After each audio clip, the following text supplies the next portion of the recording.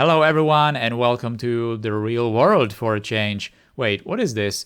I was traveling through the western Bohemian city of Ostrov near Carlsbad, and it occurred to me that this is one of those places I took some minor inspiration from when building the recent residential areas in Altengrad in city skylines.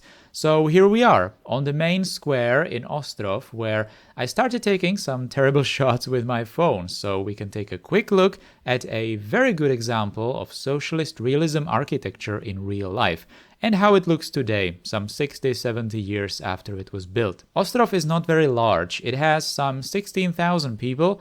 It is a historical city, but it rapidly expanded during the late 40s, early 50s, when all of this was built.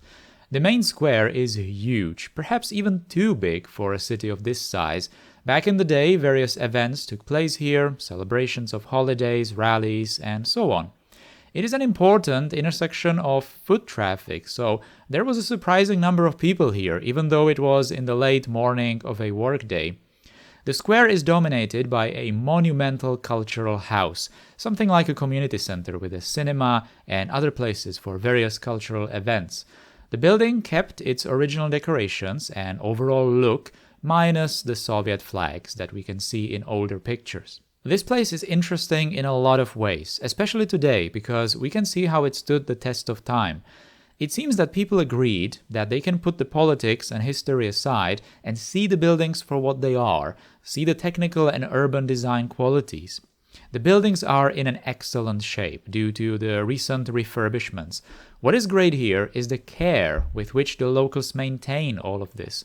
The buildings retained their original details, the color palette is unified, as it probably was, the open spaces are nice and clean, and greenery is taken care of. I guess this place kind of proves how it's so much easier to decide to repair and maintain something that was already working well, maybe unlike some other housing projects of the following decades. Socialist realism was still working with the tried and true approach of building classic streets and using mixed-purpose buildings. Here we can see one of the larger buildings dominating the sides of the main square, with shops and services on the first floor. This, of course, makes the square not only a visually monumental area, but also a highly functional area, helped by the very walkable connections into it. There are also pedestrian-only streets, something rarely seen in the later times. Of course, these many cars were not exactly planned back in the day, and the walkability is a bit worsened by them, but it's not that bad. Here we have some examples of the smaller houses, further on the outskirts. These no longer have the commercial first floors, although some have an occasional shop or a restaurant. There are also these typical arches and walkways through into the semi-closed backyards. Some houses are not refurbished yet, which gives us a good look at the original state, which really is similar to the renovations. Even though the buildings are plain, there are enough variations between them that it does not feel that monotonous. Later, the very first concrete prefabs were used here, similar to what we built in Altengrad, still decorated in the socialist realism style, and these days you can barely even tell that they are prefabs. I did not record those, but on the very edges of the older socialist realism area, there are the newer prefabs. I only quickly show this to illustrate a difference, but we will talk more about it in the Altengrad series.